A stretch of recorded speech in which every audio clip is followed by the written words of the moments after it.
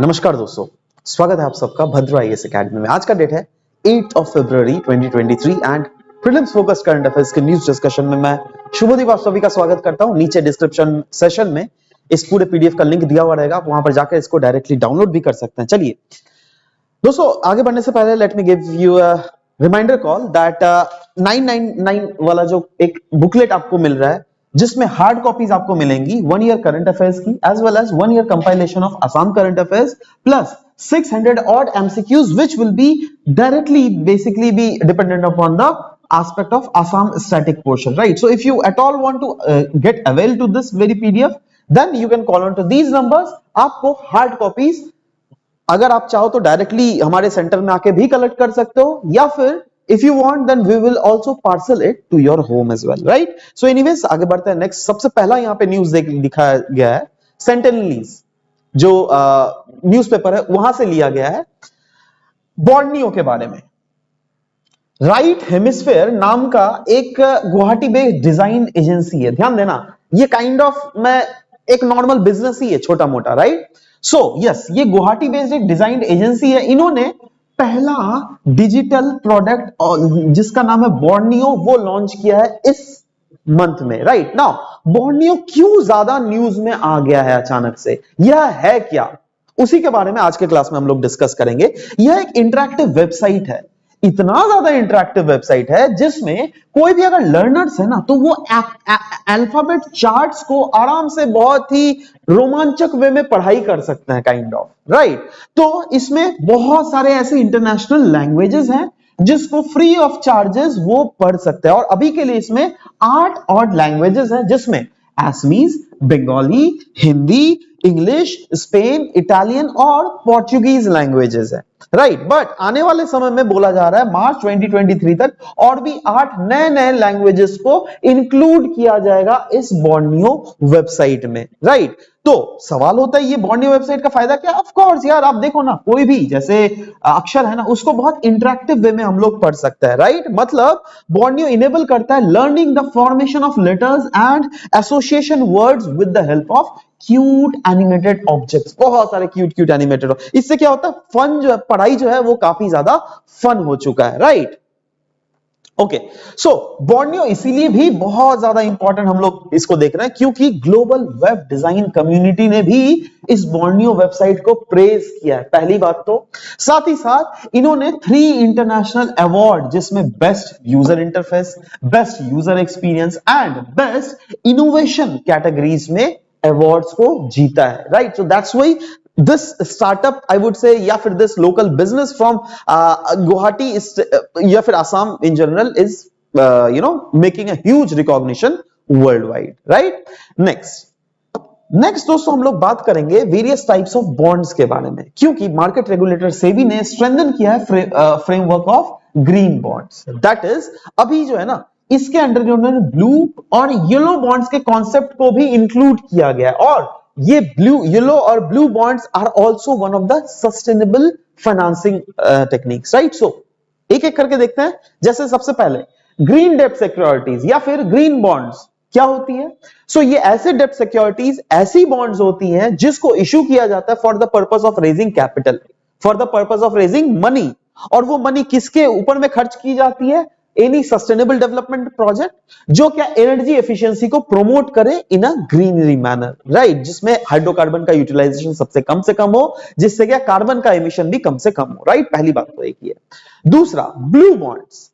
Blue bonds क्या है? ये भी अगेन एक डेब्ट इंस्ट्रूमेंट है, एक बॉन्ड इंस्ट्रूमेंट है जिसको डेवलप किया गया to raise the capital for financing the marine and ocean based projects, right? तो मरीन और ओशन बेस्ड प्रोजेक्ट्स को फंड करने के लिए कौन से बॉन्ड है?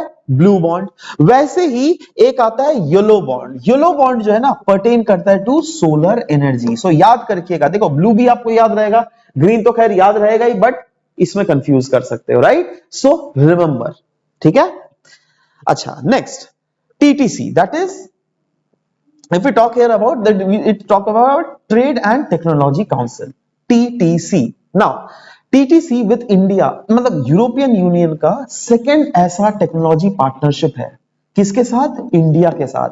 यूरोपियन यूनियन ने पहले डिफरेंट अदर कंट्री के साथ पार्टनरशिप किया हुआ है और वो है यूएस, राइट। अब this is the second this kind of partnership, और बोला जा रहा है according to ministry of external affair, ये TTC that is technology trade and technology council जो है, ये एक स्ट्रेटेजिक कोऑर्डिनेशन मैकेनिज्म है, जो क्या दोनों पार्टनर, दैट इज यहां पे कौन कौन पार्टनर है, यू और इंडिया, राइट। तो दोनों पार्टनर को अलाउ करेगा दैट ये लोग मिल बांट के काम कर सके in tackling the climate change, right. Climate change नहीं, माफ करना, ट्रेड वाला एस्पेक्ट, ट्रस्टेड टेक्नोलॉजी का शेयर कर सके आपस में, है ना, सिक्योरिटीज के बारे में भी आपस में चीजें एक्सचेंज कर सके। तो जी हाँ, वही है ट्रेड एंड टेक्नोलॉजी काउंसिल जो है, ये तीन इसमें वर्किंग ग्रुप है on strategic technologies, digital governance and digital connectivity, और green and clean energy technologies, trade investment and resilient value chain, right. तो ये सब ऐसे सेक्टर्स है जहां पर मिलकर काम किया जाएगा बिटवीन द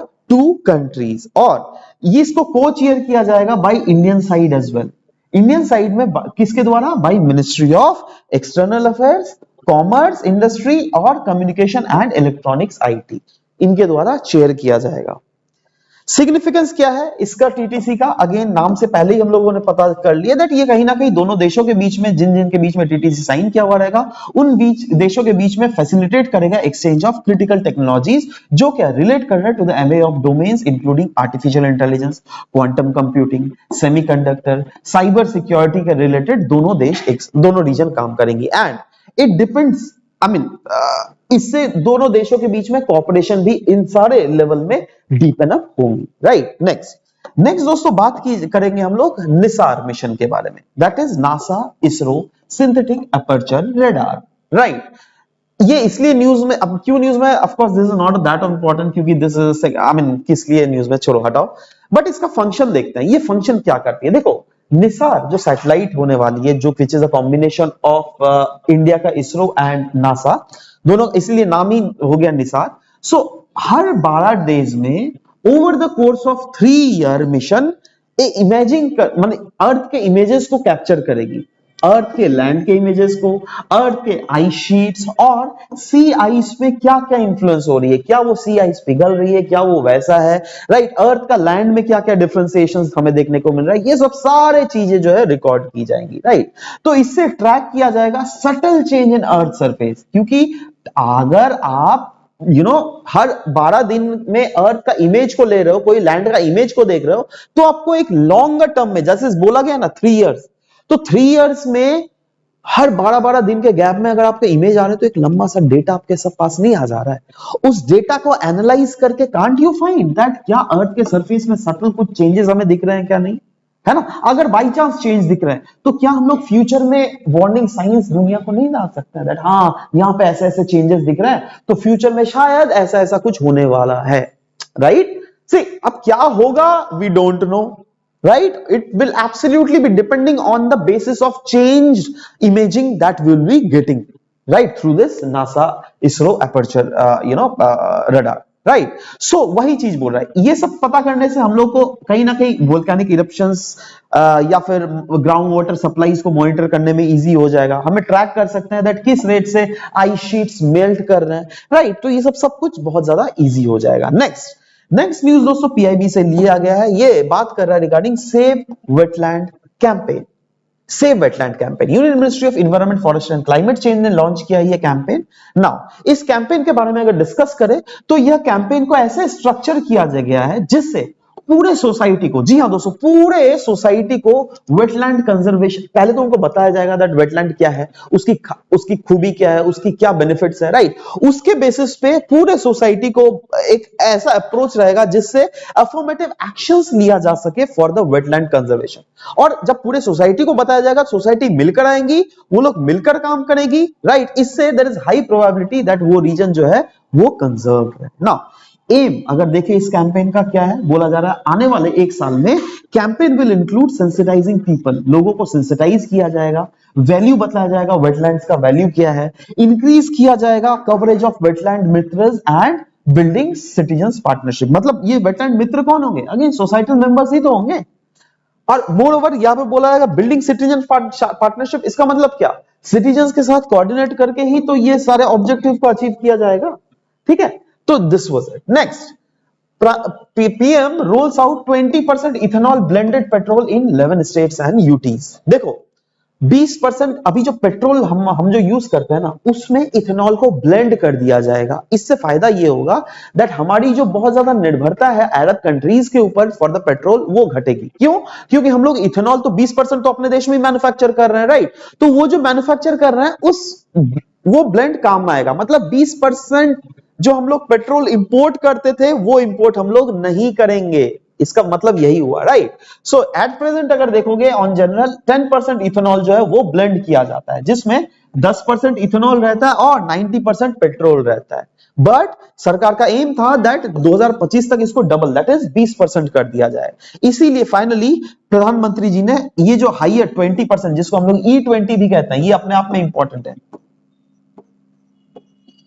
ठीक है? सो E20 जो है वो अभी इंडिया एनर्जी वीक जो क्या 2 मंथ बाद होने वाला था, उसके 2 वीक पहले ही हमारे प्रधानमंत्री जी ने इसको लॉन्च कर दिया गया, जिसमें उन्होंने बोला 11 स्टेट्स और यूनियन टेरिटरीज हैं जहां पर 20 अभी से जो पेट्रोल बिकना स्टार्ट होगा उसमें 20% जो है ब्लेंडिंग रहेगा इथेनॉल का, ठीक है? इसका सिग्निफिकेंस भी अगर देख लीजिएगा तो वो यह है दैट इंडिया अराउंड 85% जो है dependent on imports of the oil needs. अब वो इंपोर्ट घट जाएगा। इंपोर्ट अगर घटेगा तो हमारा जो फोरेक्स, हमारे जो पैसे विदेशों को जा रहे थे वो घट जाएगा, बिल्कुल घटेगा, राइट? इससे क्या कार्बन एमिशन कट होगा? बिल्कुल कट होगा। तो ये सारे फायदे हैं आपका E20 मिशन को लॉन्च करने के, ठीक है? तो ये जितने भी आज हम लोगों ने चीजें डिस्कस की है दोस्तों, उसके बेसिस में MCQ एक पूछूंगा, बट कल का जो MCQ था पहले तो वो देख लेते हैं। लार्ज एक्सपोजर फ्रेमवर्क गाइडलाइंस किस सेक्टर से रिलेटेड था? तो 4 ऑप्शंस पे जो था banking sector was the correct answer, जो कि हम लोगों ने कल के क्लास में डिस्कस किया था।